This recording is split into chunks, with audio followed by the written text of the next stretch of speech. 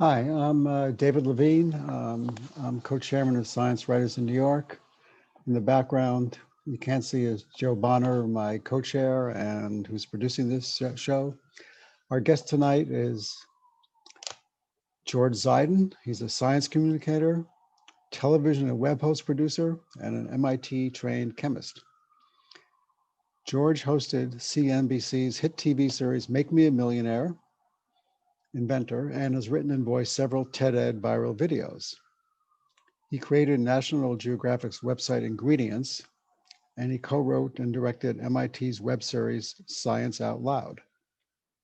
His work has been featured in the New York Times, Forbes, the Boston Globe, National Geographic magazine, NPR's Assault, NBC's Cosmic Log, Science, Business Insider, and Gizmodo. Ingredients is your first book, so why don't you show people the book? Here it is. Okay. There she is. I don't know if that's backwards for you, but no, it's not. okay, good. It's the one with the giant Cheeto on the front. All right. So why don't we ask the question? Are Cheetos going to shorten our lives? Well, two schools of thought on that, yes and no. But even if you believe that the answer is yes, probably not by as much as the internet would like you to believe. So, you know, there's a group of scientists, mostly at Harvard, who have been working in this field of nutritional epidemiology for 50 or so years. And they believe that, you know, they've got their science down. They ask people what they eat. They track what diseases they get. They make associations or correlations, and they report them. And so one of the associations recently reported out of this field is that processed food, or what's called, quote, ultra processed food, which is what you'd recognize as processed food in a box, is associated with roughly a 1-year decrease in life expectancy.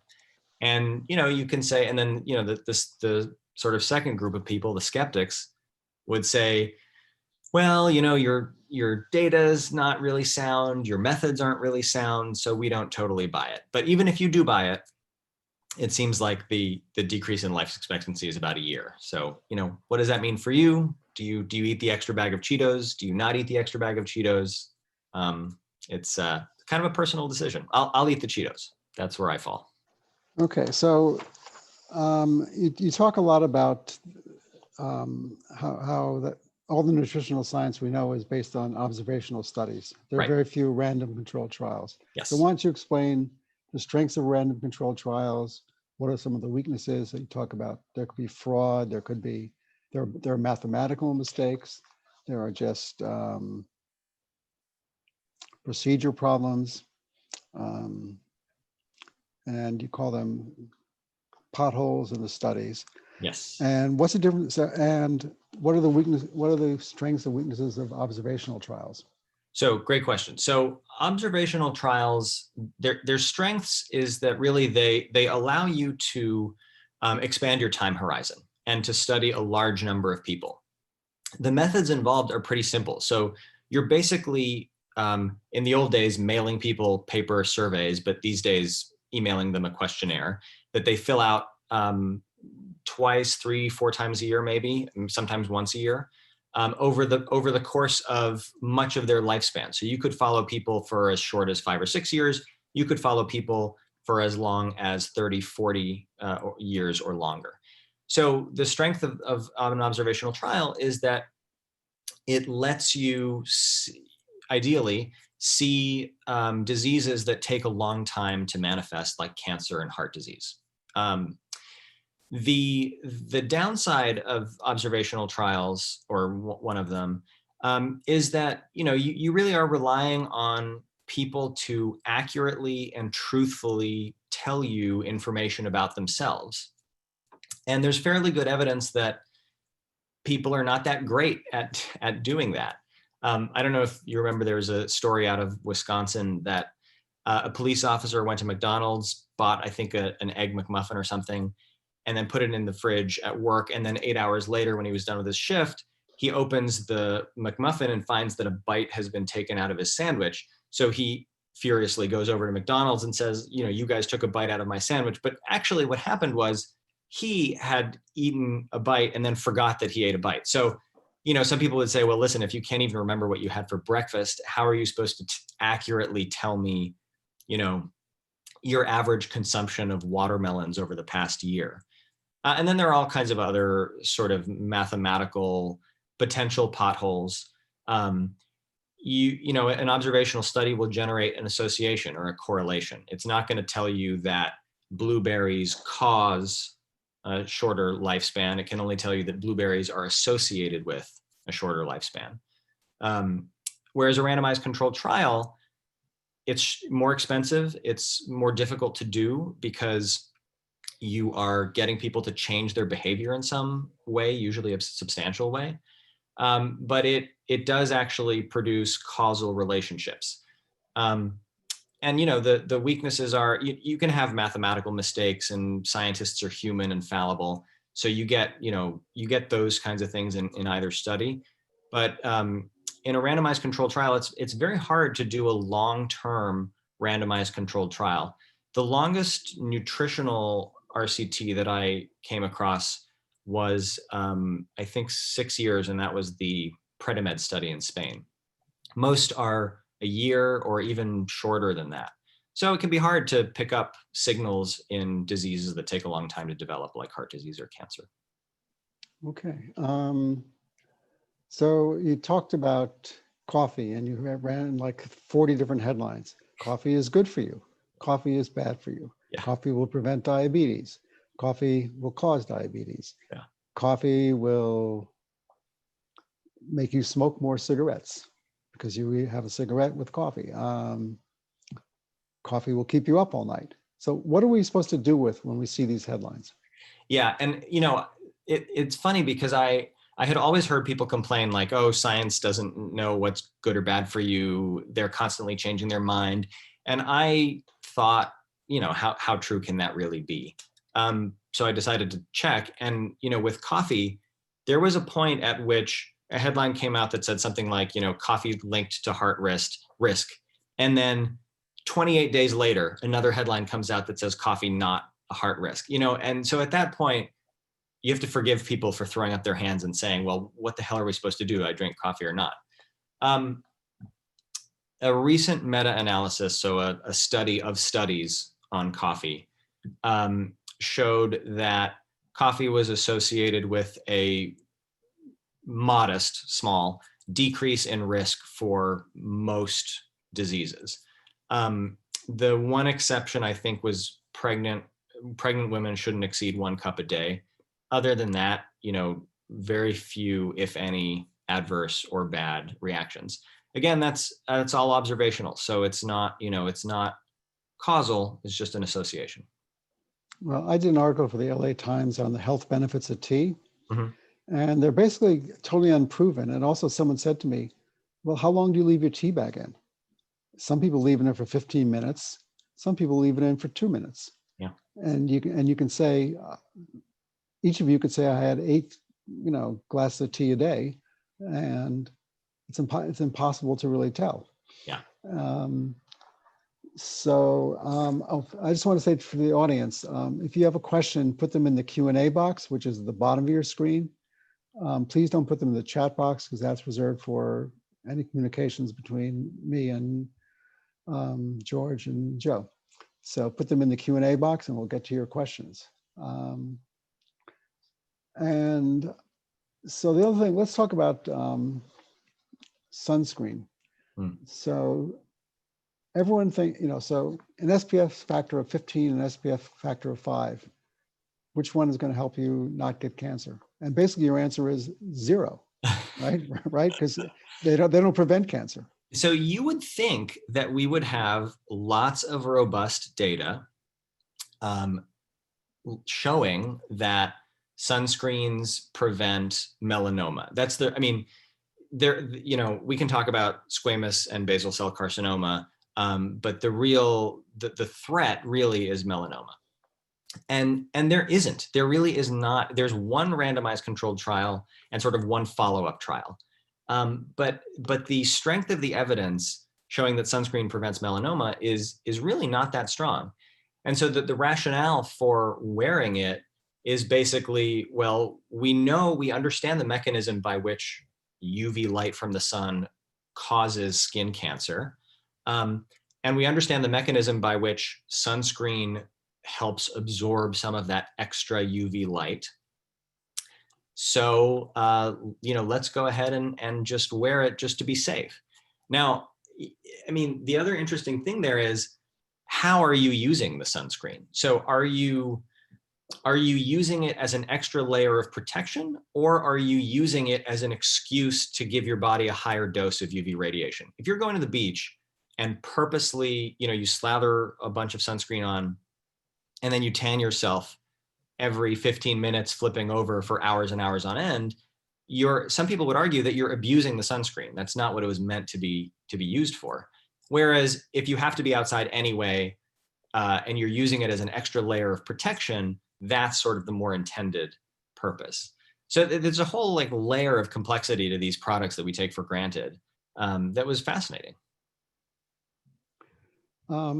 Actually, melanoma rates have been going up. Yes, as you they point have. out. Yeah, that's the crazy part is, I mean, sunscreen was invented, I want to say in 1964, in that general time frame. And in that same time frame, melanoma rates have tripled. So you've got other people saying, well, if we're using all this sunscreen, why are melanoma rates going up? And again, the answer could be, well, because sunscreen doesn't prevent melanoma, or it could be because people are, along with sunscreen use going up, people also are tanning themselves a lot more. They're going to tanning beds. They're spending a lot more time in the sun than they used to. And they're spending more aggressive time in the sun. So that's so that, the sunscreen might be helping, it just might not be helping enough to slow melanoma rates. So it's complicated, and I don't think we really know the answers yet. Does it prevent squamous and basal cells? So the evidence on those is better, that sunscreen does reduce the risk of SCC and BCC, yes. Okay. And so which factors should you be using? So personally, I go for, so again, I think it's almost more important, your mentality of how you use it. If you are going to be doing something in the sun anyway, and you're using it as an extra layer of protection, then I would go for the highest SPF that you can get, 50, 80, 100, whatever you got. I would not use it as a method to increase your sun exposure at all. In that case, I would say, if you're trying to tan yourself, which not a great idea, but if you are, tan yourself and then get out of the sun. That's it. There's no need to use sunscreen. Okay. So a question, when I used to work at the American Cancer Society, I got lots of questions about, do the chemicals in sunscreen, are they bad for you? Are the chemicals in deodorants, can they cause cancer? Yeah. Do cell phones cause cancer? Yeah. All these kinds of questions. And the answer, the doctors would say that if people would just concentrate on eating a healthy diet and exercising and not smoking, we could get rid of 80% of cancers. But people tend to focus on these little things. Just like in the government, when people argue about the budget, instead of saying, we're going to cut Medicare, we're going to cut Social Security, we're going to cut the US Army, we're going to cut the little, broccoli, the broccoli on the side, money to, for schools, or money for, health and clinic. And we don't want to, nobody wants to concentrate on the real things. Right. And so I would get all these questions, tons of questions, especially from women's magazines, about deodorants can kill you, the, sunscreen ingredients.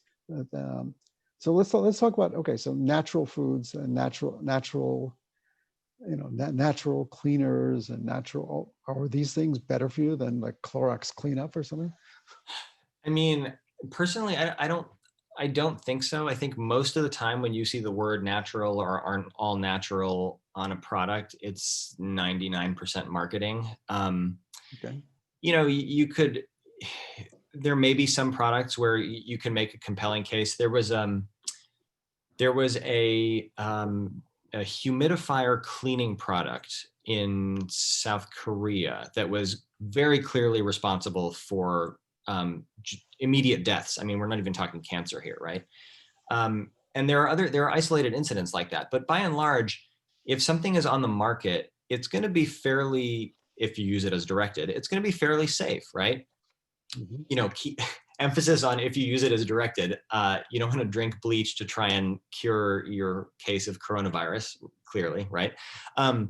But but you know, using deodorant or chemicals in sunscreen, I mean, the links between those kinds of things and long-term chronic diseases like cancer are probably also mostly these observational studies, or you know, they'll take a deodorant and smear a lot of it on a mouse and the mouse will get cancer, but it turns out that, you know, the dose of deodorant that they used was like 1,000 times what you would put on your skin. You know, so it's things like that that get reported a little bit out of proportion, or a preliminary result that gets reported too soon. Things like that that scare people for, I think, no good reason.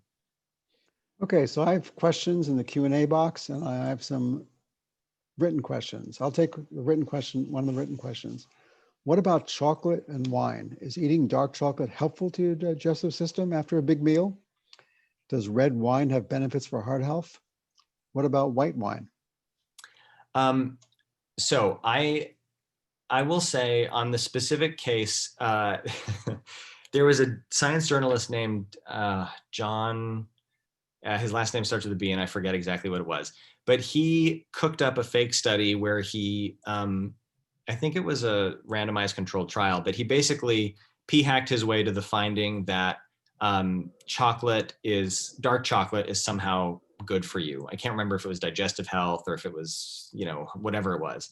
And this has been, and he published it as a, not a joke, but as a demonstration of how you can p-hack your way into whatever finding you want. And it's still reported, you know, to this day as like a kind of legitimate finding, or there are other studies that show the same thing. So, I mean, I would be really careful when when someone tells you, or you read on the internet, like a specific food is linked to a specific outcome, particularly if that outcome is long-term, like heart disease, cancer, et cetera. My default there is to take it with a grain of salt, because most likely it comes out of an observational trial. And, you know, if you add up the total effect of all your dietary choices and you compare the very worst possible diet you could possibly have to the very best possible diet you could totally have, the difference in life expectancy is about 4 years. Now, that sounds like a lot, but most of us are in the middle on the diet. So only about 1% of Americans have either the worst or the best possible diet. So, you know, if you switched from the worst to the best, you might gain 4 years of life if you assume that that's causal. But if you're in the middle and you make a small dietary change, like switching from red to white wine or eating a little bit more dark chocolate, I mean, the difference in terms of certainly life expectancy, I think, is going to be extremely small. You might have a very nice placebo effect, where if you think, listen, this dark chocolate does great wonders for my digestion, so I'm going to have a small piece of it after every meal, and that might make you feel better. And if it does, I say go for it. The placebo effect is real. Take advantage of it, use it, enjoy it. But yeah, in general, I'm wary of those kinds of things.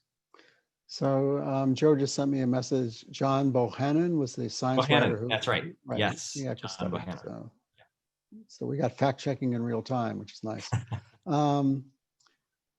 So is there anything we can trust, or do we always have to ask questions? I mean, okay, so here's a question.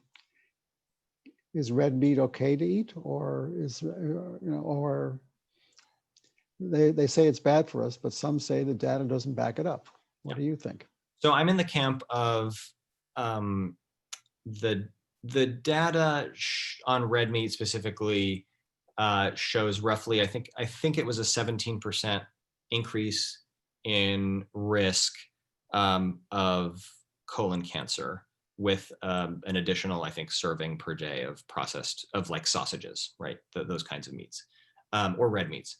And that is remarkably similar to the increase in risk that processed food is associated with. Processed food is associated with a 14% increase in risk of death, which translates, not to scare you, translates into about a 1 year reduced risk of 1 year reduced life expectancy. So, you know, you hear that number 16% and you think, wow, that's a lot. But it's really, in the scheme of relative risks of things that we face on a daily basis, it's not that high. And it is mostly generated by, you know, these observational studies. So I think, like, could it increase your risk of colon cancer? Sure, it kind of sounds plausible. There's some nitrates in there. Maybe that has some effect. Maybe it's some chemical that we don't know yet. But is switching away from sausages completely going to, like, miraculously extend your life? No. If you eat 3 servings of red sausages every day and nothing else for the rest of your life, is that going to have some impact on you? Probably, yeah. But as long as you're in moderation on most things, and if you're in the realm of, like, if you go to your family care physician and you say, hey, listen, what should I be eating? They'll probably say, you know, not too much red meat, leafy greens, lots of veggies, not too much candy. If you're in that ballpark, you're pretty, you're going to be okay. That's my feeling. Now, but important caveat to that is, if you have a medically diagnosed condition that requires a strict diet, for example, diabetes, then you really want to, then it's much more important. But if you're like a general sort of healthy person and you don't have a pre-existing condition, I don't think you're going to have too much of an impact on your life expectancy by making small dietary changes.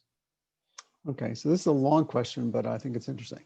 There's a growing number of health enthusiasts called biohackers who discuss various strategies such as intermittent fasting, fecal transplants, infrared saunas, and compounds, supplements, off-label drugs to optimize their lifespan, longevity, performance, and ward off disease. There are approaches to look at the scan studies where they can, and also see how it works by examining the supposed biophysical pathways and mechanisms to explain how it could work. Things like AMPK, mTOR, autophagy, etc. Some medical doctors are even getting into this. What are your thoughts about this? Is it getting ahead of the verified science, or is there any concern about this movement? So I'm not specifically familiar with this particular movement, but I'm familiar with some of the pieces of it. You know, I would say sometimes they do get ahead of the verified science. It's another one of those things where you can actually, I was interviewing the former editor of the American Journal of Clinical Nutrition, and he said to me, listen, if you can't come up with some pathway, some metabolic pathway that supports your pet hypothesis, there's no way you can make it in this field. And his point was, you know, we have a couple thousand metabolic pathways in our bodies. If you have a hypothesis, let's say intermittent fasting, I'm just going to pick on them randomly. If you have a hypothesis and you can't find at least one metabolic pathway that you know, by fasting intermittently, you're going to specifically target this particular pathway, and that's going to increase this chemical, and that's going to have this effect. He was saying, you know, if you can't rationalize those things, like, forget it, you can't work in this field. And it was kind of funny, but his point was, you can say whatever you want about metabolic pathways, but the only way to really tell if something works is a randomized controlled trial. And there are some folks like John Ioannidis at Stanford who would argue that we should replace all observational nutritional epidemiology with only long-term, so a year or longer, randomized controlled trials that are quote unquote simple. So what he means by that is, let's compare a low-fat diet to a low-carb diet in a 1-year randomized controlled trial and see what happens. And it turns out that he actually did that and found there was no significant difference. But that's his point. Now, would I go so far as to say that? No, I don't think we should get rid of all observational, nutritional epidemiology. But there are so many metabolic pathways in your body, and I think everyone who's got a pet hypothesis, and whether it's a biohacker or not, you should be able to find some pathway that'll support your hypothesis. It doesn't mean you're not correct, but probably you're more likely to be wrong than right.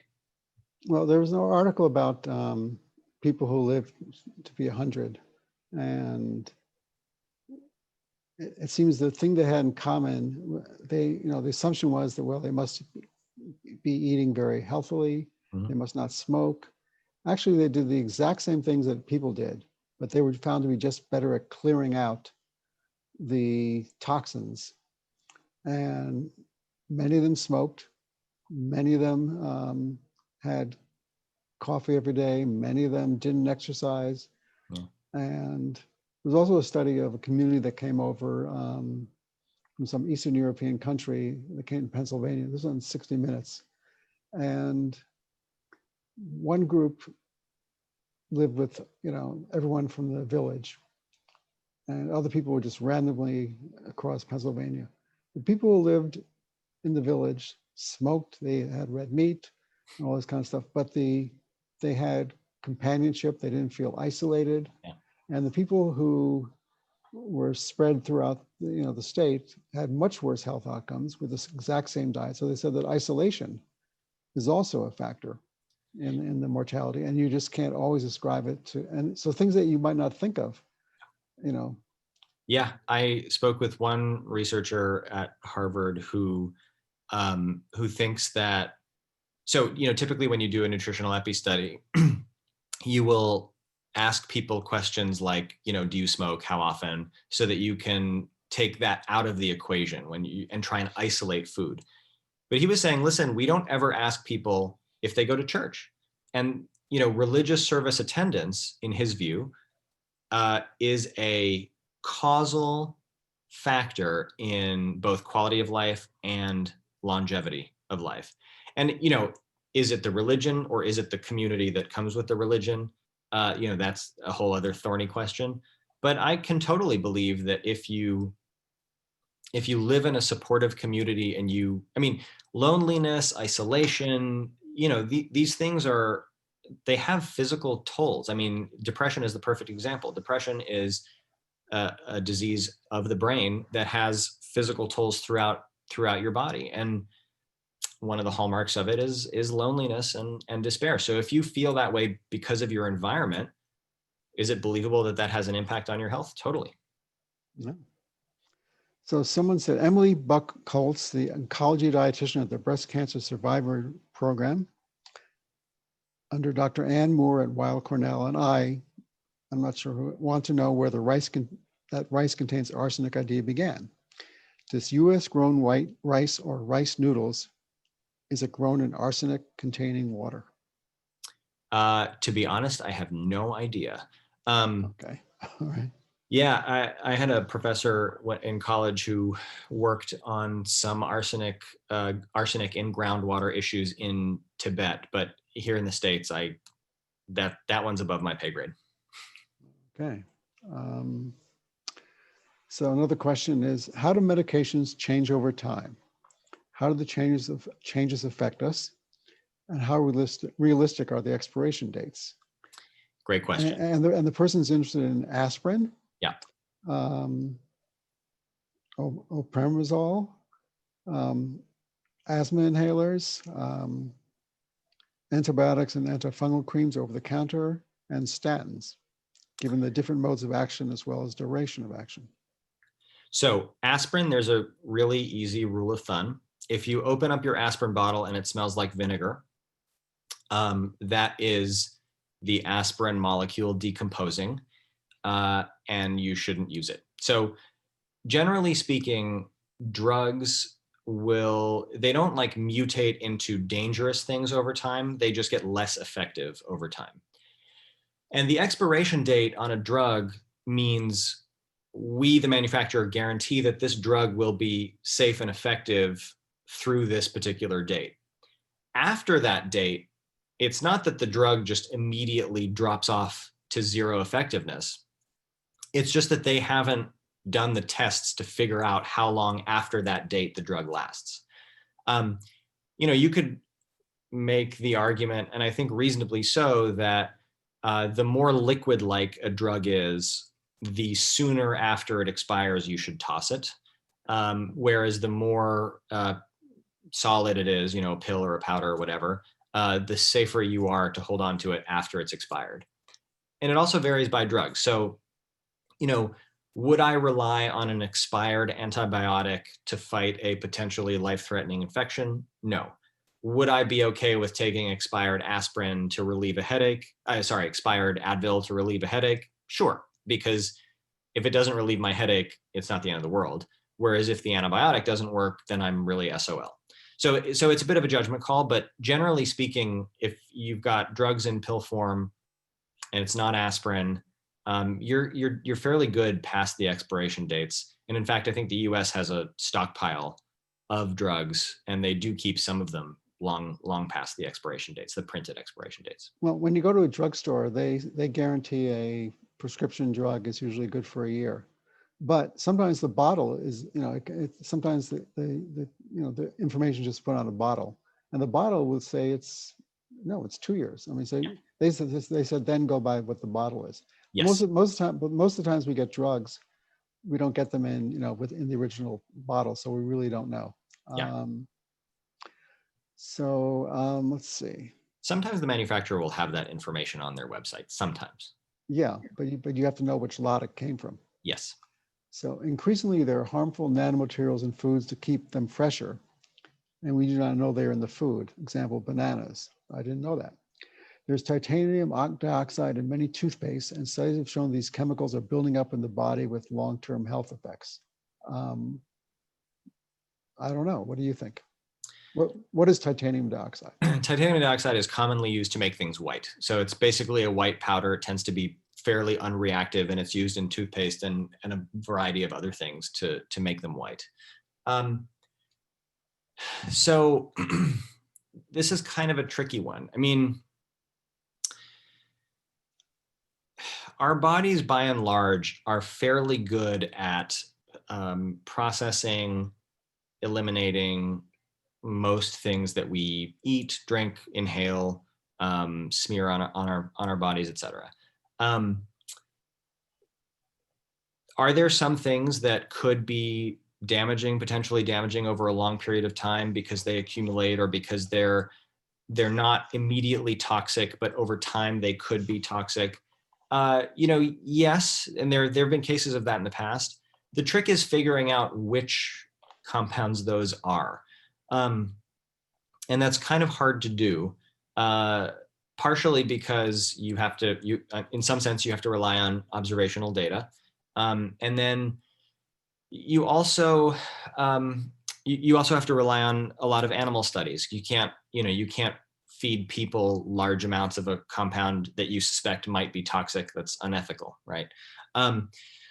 So you can drive yourself crazy by spending time on the internet Googling chemical names, because in the first page of results, almost always you will find something that says, this was exposed to mice and they ended up with tumors, or this was injected into bladders of rats and they ended up with bladder cancer, whatever, lots of those studies were done. Or, long-term consumption of this chemical has been observationally linked to an uptick in prostate cancer or whatever. And I think a lot of that data is, a lot of the animal studies are done with larger doses, right? A lot of the observational data, I would argue, and other folks would argue, is random variation. But then occasionally there is going to be that thing that is going to be harmful, and it's really tricky to find. I don't have a great answer, unfortunately, except that, if there was something that was really, really toxic or poisonous, especially if it's immediately toxic or poisonous, that tends to stand out fairly quickly. Okay, so as a chemist, how do you look at the different treatments proposed for COVID-19, from the ridiculous, hydrochloroquine to drugs that don't seem so bad. Yeah. So I actually I did some fun research on this.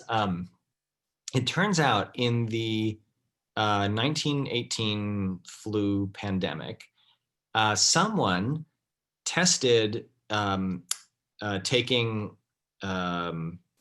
basically bleach, making it into a gas, and at low levels, and putting people in that room and seeing if it would cure their flu. It did not. So that experiment has been done before. How do you evaluate these things? I would say, like, first of all, does it pass your gut check? Are you going to inject bleach into your veins? Absolutely not, right? That just fails the gut check right off the bat. Then after that, what is the evidence? Is it a randomized controlled trial? Is it even better, multiple randomized controlled trials? Is it a meta-analysis of multiple randomized controlled trials? How many patients were in the study? If it's 10 patients, that's a lot less convincing than if it's 600 patients. What was the difference in outcomes? So, remdesivir, which is the Gilead drug that was fairly recently approved for treatment of COVID-19, shows, I think, a decrease in time spent in the hospital of roughly 10, 20, 30%, something like that, but no difference in, whether you live or die. Is that worth it? I mean, I would argue in the middle of a pandemic, especially if you're worried about hospital resource utilization, yeah, probably worth it. But is it a miracle cure? No, we're still looking for that. So there are all kinds of things. I mean, gut check first, and then looking at the individual study or studies and seeing what the actual outcomes are and how impressive they are or aren't. So the vaccine trials, I know Pfizer and I think Moderna, they're going to have 30,000 people, and Johnson & Johnson said they're going to have 50,000 people. Yeah. But they're not studying the elderly, they're not studying children. So how do we assess that information? So vaccine trials have to be a lot larger because, there are what's called challenge trials, where you give someone a vaccine and then you deliberately expose them to the infectious agent. I am not sure if there are any of those happening with COVID-19. Most of the vaccine trials are, you vaccinate a large number of people, and you give placebo to another large group of people, and then you follow them over time, and you see, you're not going to expose these people to the coronavirus. You just follow them and see who catches it and who doesn't. And ideally, and the other thing you have to worry about is, I mean, you've ideally shown that your vaccine is safe before you're in these large phase 3 trials. But sometimes there's a side effect that might not appear because in the phase 2, you're only using 1,000 people or 2,000 people. And then you step it up and you scale it up to 30,000, 40,000, 50,000. If something is very, very rare, you might catch it in that group when you didn't in the phase 2.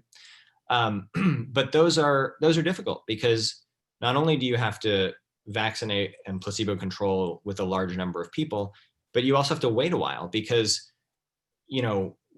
and it also depends on where these people are. I mean, if you vaccinated a bunch of people in Manhattan right now, and the rates of coronavirus stayed where they are, you would have to wait a very, very long time to get usable results.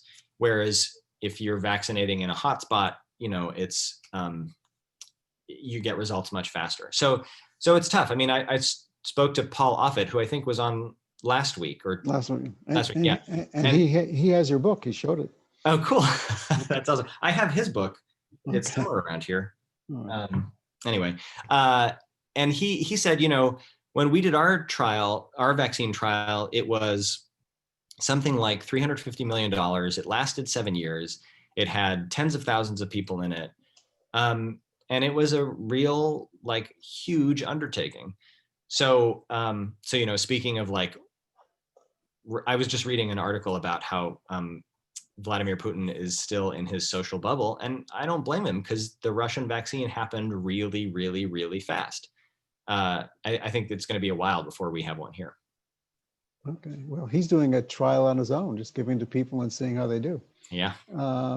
So I have a lot of questions, some questions about suntan. So although melanoma rates are going up, is it specifically in sun-exposed areas? And you talk about how Australia was kind of a mass experiment in suntan, Yeah. in sunburns, because Yeah. Australia has a very bad, the ozone layer is very thin. Yeah, and you know, you took a bunch of British people who evolved in a region with not that much UV incident radiation, and you've transplanted them to Australia where there is a ton of UV radiation. So their genes haven't quite caught up yet. So there's a much higher incidence of skin cancer in Australia than other places in the world.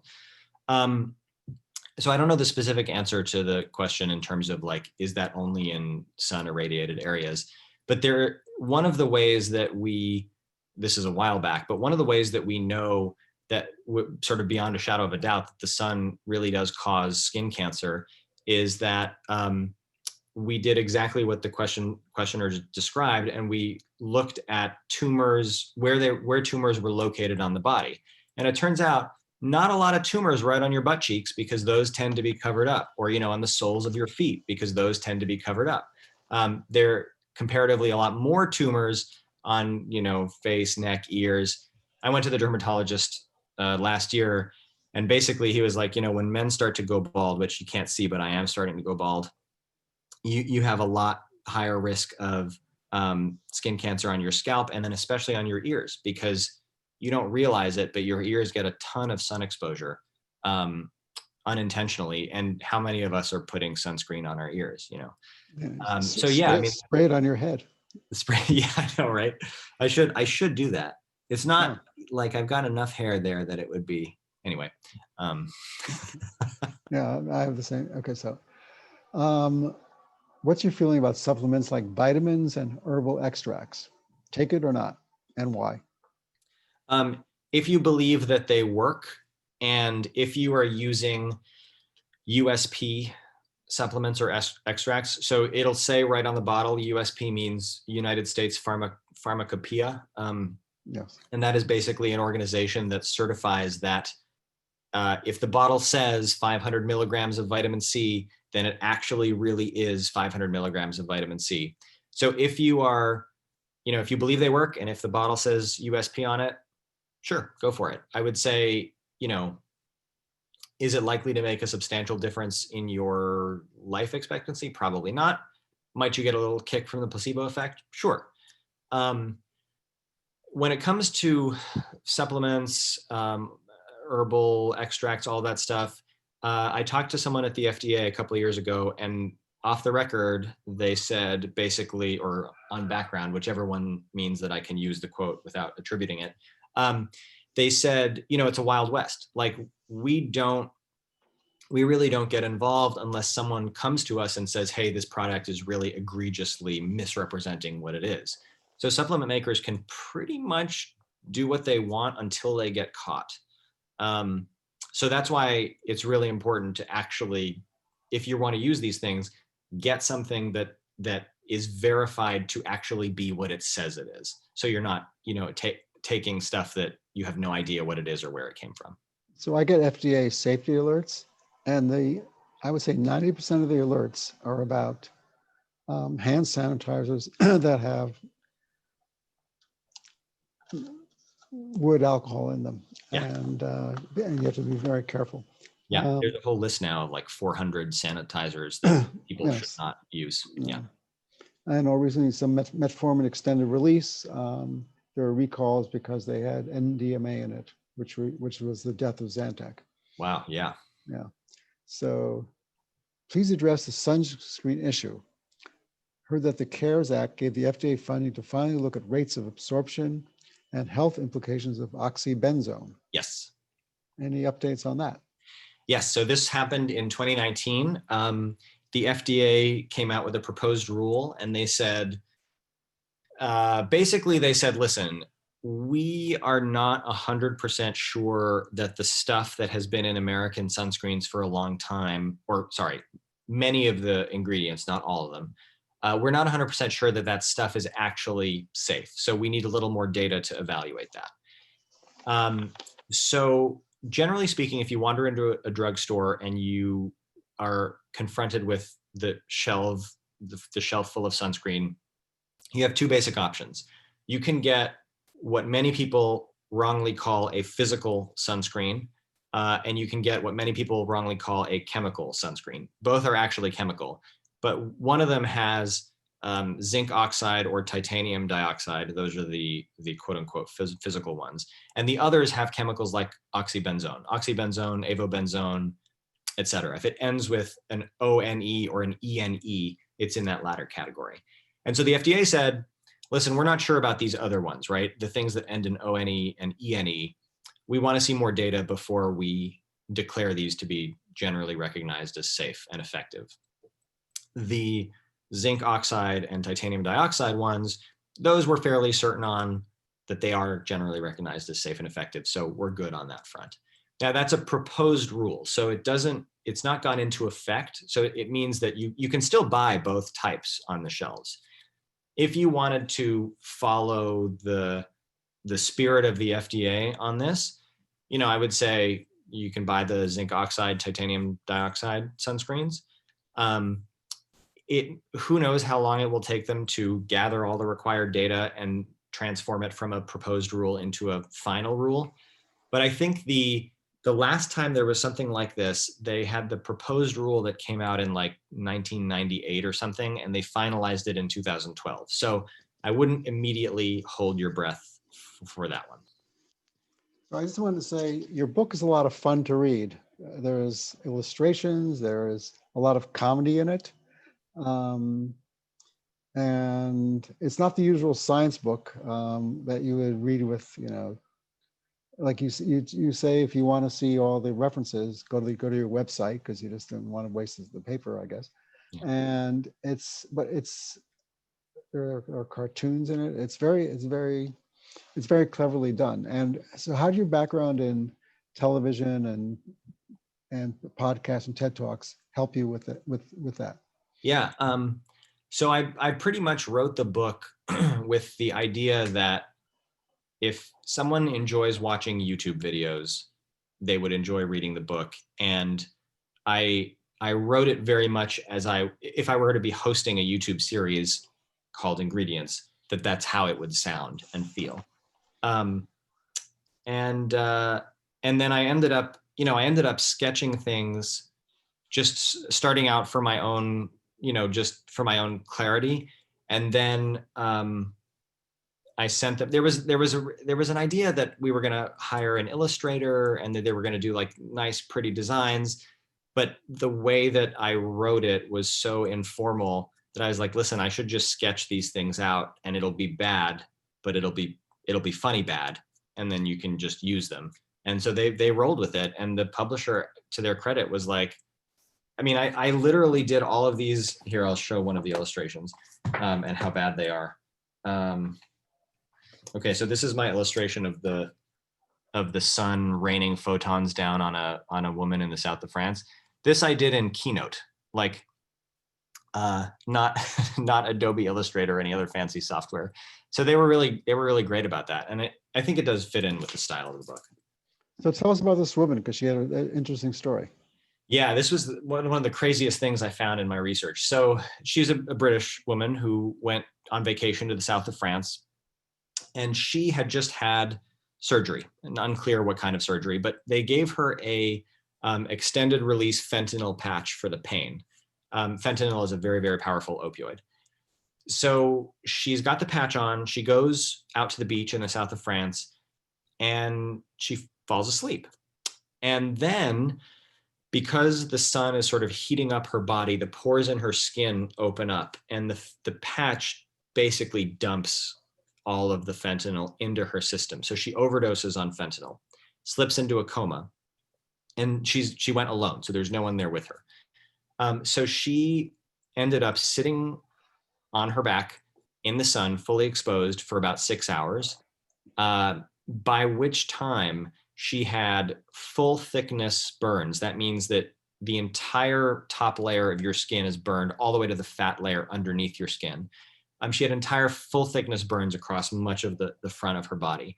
And she had to be treated. She survived, but she had to be treated by a burn unit, as if as if you were like someone had been burned in a fire, because the extent of the burning was so severe. It was, I mean, it was, I can't imagine what that must have been like. It was horrific.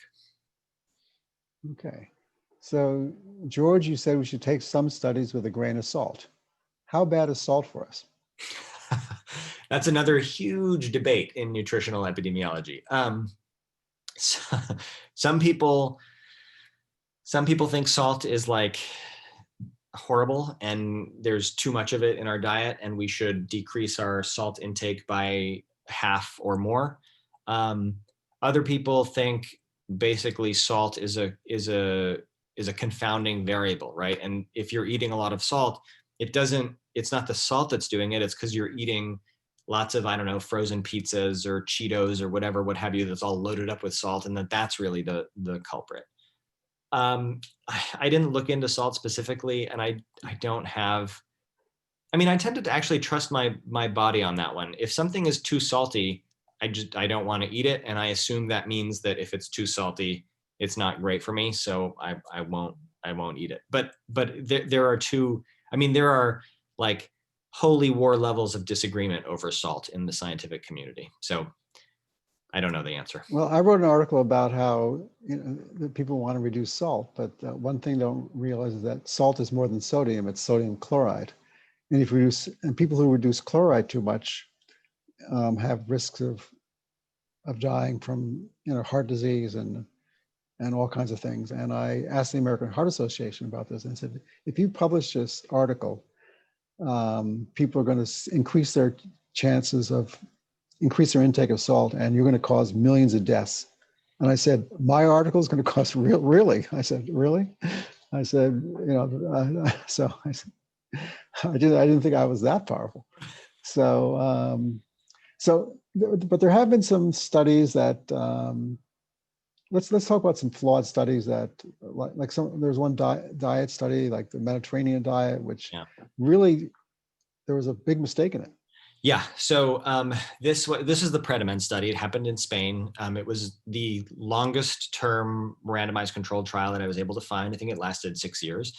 And the aim was to try and figure out whether supplementing your diet with extra olive oil could reduce your risk of a heart attack. And when the original finding was published, I think in 2013, the headline result was impressive. It was something like a 38% reduction in risk of a heart attack.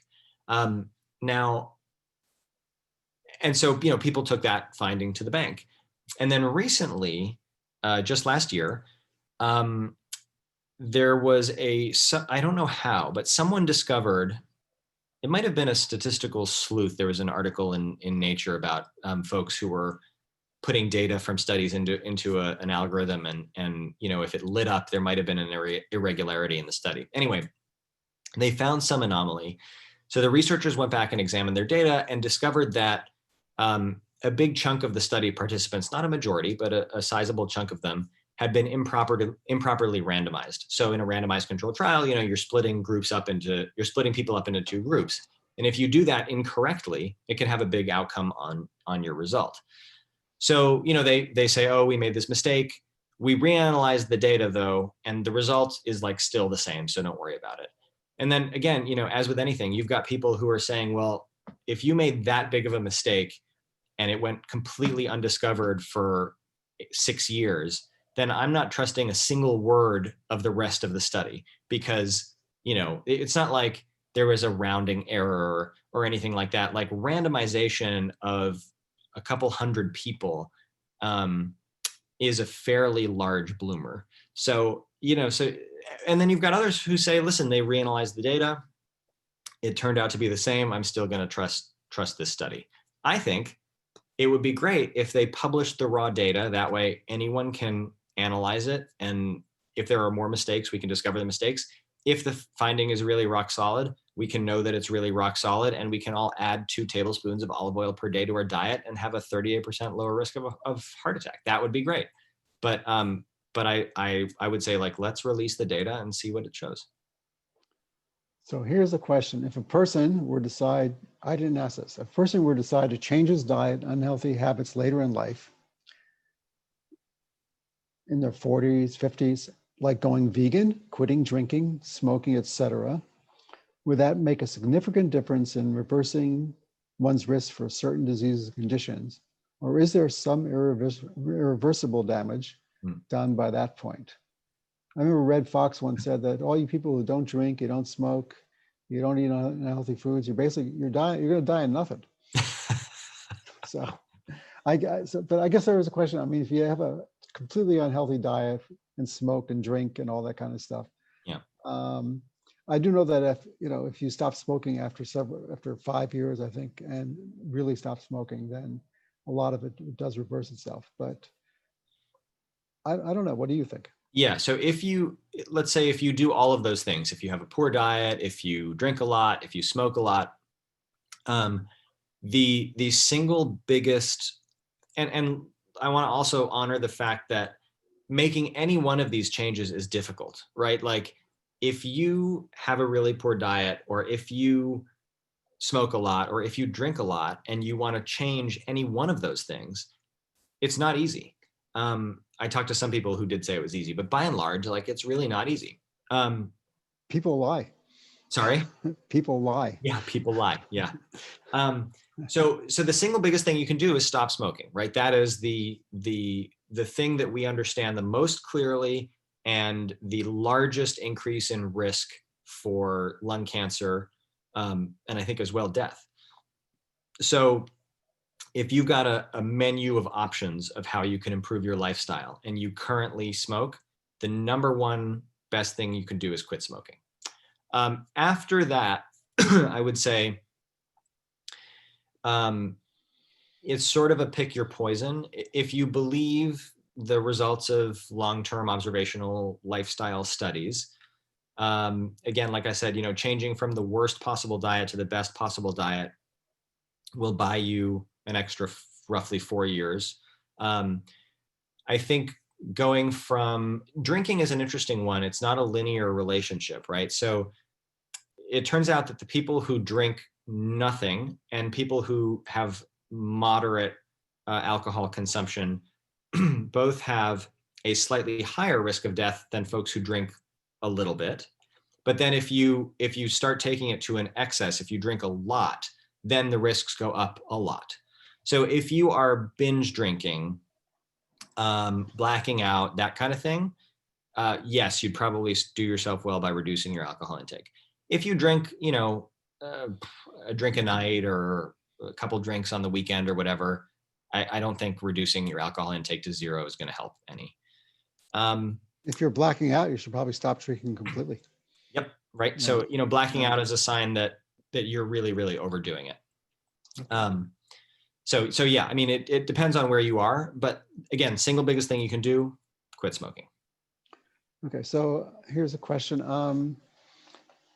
And I think this is going to be our last question, but I think it's a good question because it says, can you recommend resources that we can use to find out how long a product, whether it's a drug or food ingredient, is good before it becomes altered by oxidation or other processes of aging? That is a really interesting question. You could try either the FDA or the USDA, though I don't know off the top of my head where that would get you. Typically, if something is going to be oxidized, you can tell. So guacamole, for example, turning brown, or apples turning brown, classic oxidation. My rule of thumb, which my partner really disagrees with, is if it smells bad or looks gross in some way, that's an evolutionarily conditioned response that your body is saying, maybe you better not eat that. And I would listen to it. She is of the opinion that, like, if something is moldy, just cut off the piece of mold and you'll be fine, eating the rest of the thing. I tend to throw it away. So that's my approach. Does this cause arguments in the house? Yes. Okay, yeah. So why don't you show your book and tell us how people can get it? Here it is. It is available on Amazon, Barnes & Noble, all of the places where books are sold. I think it's actually in bookstores now, if bookstores happen to be open where you live. Well, in New York City, bookstores, you can order a book and pick it up. And also in libraries, you can do the same. Yeah. So why don't you give us some parting words about what you learned writing this book? I'll talk about two things briefly. The first is that, specific foods matter a lot less than I assumed that they did before I started writing the book. So I worry a little bit less about food. And then the second thing is, I wrote this before before we had the pandemic, but it has really helped, digging in on the potholes and figuring out, okay, how do I decide whether to trust a study or whether to be skeptical of it, on food has really translated over into COVID news, and it really helps me deal with the deluge of information. So if you want to learn about how to evaluate science without having to dive 4 articles deep into COVID pandemic news, then read part 3 of the book, which is called Should You Eat That Cheeto or Not? And you'll get all the tools you need. So traditionally, when I would do these interviews in person before an audience. We'd have the author there and signing books. So I guess your author, when you started writing this book, your publisher thought you'd be on a book tour. Yeah. And that's not really possible right now. So what have you been doing? I've been doing a lot of virtual book events. Okay. They've been fun. Okay. I'm planning on wearing a mask and sneaking into a bookstore and signing a few copies around here. So that'll be fun too. Okay. And then I'm trying to think of ideas for the next book. Okay. Well, you'll keep us in mind, and we hope we can do an interview in person. Sounds great. Thank you. So I want to thank you for your time, and we're going to end the meeting. And you were really, really great. Our next meeting is, I forget the date actually, but it's going to be with a pandemic expert. So we'll be going back to COVID-19, and we'll send out announcements about that or on our website, swiny.org. Thanks again, George. Been wonderful. Show your book again to everyone. Oh, yep. Okay.